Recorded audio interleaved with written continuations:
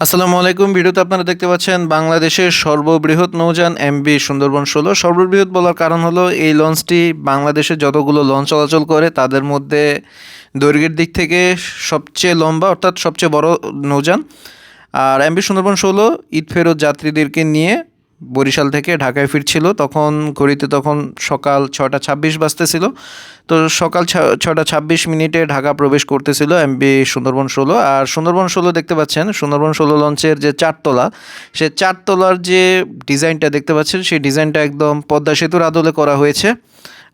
আর লঞ্চটি কিন্তু পদ্মা সেতু তৈরি হওয়ার পরেই কিন্তু সার্ভিসে এসেছে এই লঞ্চটি।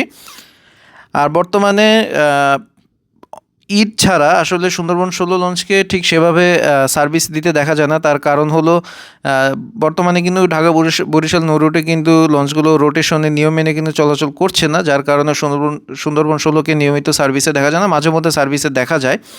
আর ঈদে নিয়মিত সার্ভিস দিয়ে থাকে। তো দেখতে পাচ্ছেন সুন্দরবন ১৬ লঞ্চের ছাদে বেশ ভালো পরিমাণে যাত্রী আছে। আর সুন্দরবন ১৬ যেহেতু এখন সদরঘাটের কাছাকাছি চলে এসেছে, তাই গতি একদম স্লো করে দিয়েছে।